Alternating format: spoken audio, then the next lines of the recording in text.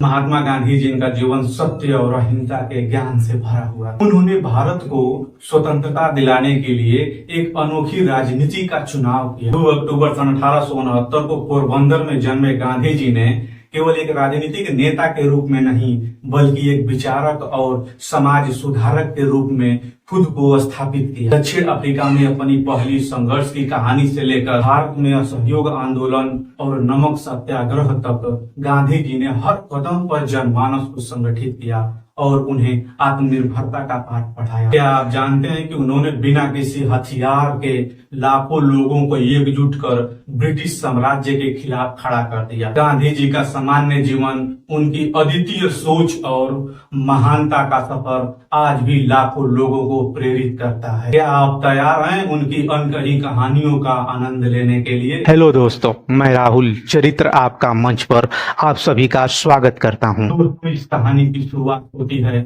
2 अक्टूबर सन 1869 में, जब गुजरात के पोरबंदर शहर में महात्मा गांधी का जन्म हुआ। उनके पिता का नाम करमचंद गांधी और मां का नाम पुतली बाई था। हालांकि महात्मा गांधी पोरबंदर शहर में पैदा हुए, लेकिन जन्म के कुछ साल बाद उनका परिवार राजकोट में रहने लगा, क्योंकि इनके पिता ब्रिटिश हुकूमत के दीवान थे और उनका ट्रांसफर राजकोट में हो गया। गांधी जी की शुरुआती पढ़ाई भी वहीं से हुई। स्कूल जाने वाले गांधी जी शुरू से ही शर्मीले थे और वह बचपन से ही किताबों को अपना दोस्त मानते थे। और फिर आगे चलकर मात्र 13 साल की उम्र में ही उनकी शादी हो गई कस्तूरबा गांधी। 1887 में अहमदाबाद से हाई स्कूल की पढ़ाई की और फिर आगे चलकर कॉलेज की पढ़ाई करने के बाद माओजी दवे जोशी जी के सलाह पर गांधी जी ने लंदन जाकर लॉ की पढ़ाई। हालांकि 1888 में गांधी जी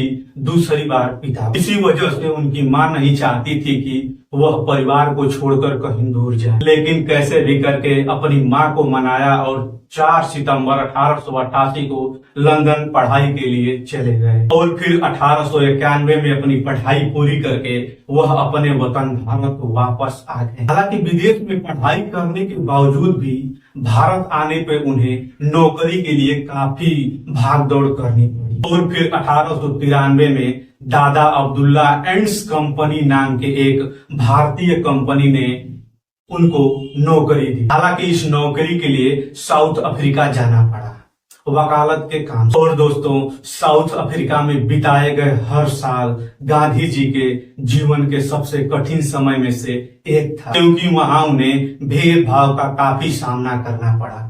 हालांकि इन्हीं भेदभाव ने उन्हें इतना सक्षम और मजबूत बना दिया कि लड़ने के लिए अब पूरी तरह तैयार रहते थे। और दोस्तों, यूं तो गांधी जी को केवल 1 साल के लिए ही साउथ अफ्रीका भेजा गया, लेकिन वहां रह रहे भारतीयों और आम लोगों के हक के लिए अगले 20 सालों तक लड़ते रहे। और इसी दौरान उन्होंने नटाल इंडियन कांग्रेस की स्थापना की। और दोस्तों, अफ्रीका में रहते हुए भी गांधी जी ने एक लीडर, सिविल राइट्स एक्टिविस्ट के रूप में पहचान बना ली। और फिर गोपाल कृष्ण गोखले, जो इंडियन नेशनल कांग्रेस के एक सीनियर लीडर थे, उन्होंने गांधी जी से भारत वापस आकर अपने देश को आजाद करने के लिए, लोगों की मदद करने के लिए कहा। और फिर इस तरह से 1915 में गांधी जी भारत आ गए और इंडियन नेशनल कांग्रेस ज्वाइन करके भारत के आजादी में अपना सहयोग शुरू कर दिया। और दोस्तों, भारत के अंदर कुछ सालों में ही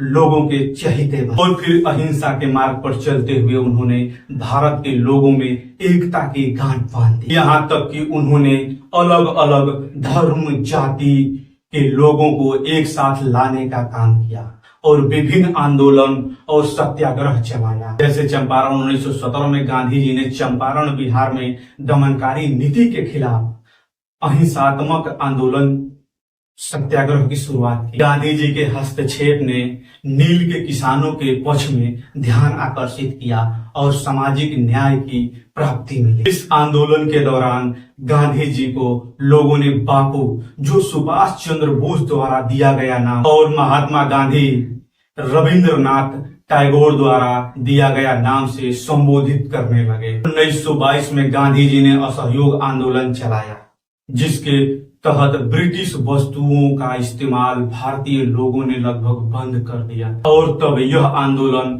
काफी सफल साबित हो रहा। तब महात्मा गांधी को 1922 में 2 साल के लिए जेल भेज दिया गया। हालांकि गांधी जी के जेल जाने पर लोगों के अंदर और भी गुस्सा आ गया, जिसकी वजह से पूरा भारत अब एक होने लगा था। और फिर इसी कड़ी में ही मार्च 1930 में दांडी यात्रा को अंजाम दिया गया, जिसमें लगभग 60,000 लोगों की गिरफ्तारी हुई। फिर इसी तरह आगे भी गांधी जी के नेतृत्व में कई और आंदोलनों को अंजाम दिया गया और इसी दौरान गांधी जी की कई बार गिरफ्तारी भी हुई। लेकिन दोस्तों, महात्मा गांधी के द्वारा लगाई गई चिंगारी अब लोगों के भीतर आग बनकर चलने लगी थी और यही वजह था कि गांधी जी के साथ बाकी क्रांतिकारियों ने मिलकर 1947 में देश को आजाद करने में अहम रोल अदा किया और फिर 15 अगस्त सन 1947 को हमारा देश आजाद हो गया। हालांकि देश के अंदर आजादी का जश्न चल रहा था, तभी 30 जनवरी सन 1948 को नाथूराम गोडसे ने गांधी जी को गोली मारकर हत्या कर दी और फिर इस घटना ने न सिर्फ देश को बल्कि पूरी दुनिया को शोक में डुबो दिया। हालांकि 15 नवंबर 1949 को गांधी जी के हत्यारे नाथूराम गोडसे को फांसी दे दी गई। राजघाट नई दिल्ली में गांधी जी की समाधि पर उनके अंतिम शब्द लिखे गए हैं, हे राम। महात्मा गांधी जी का जीवन सत्य और अहिंसा के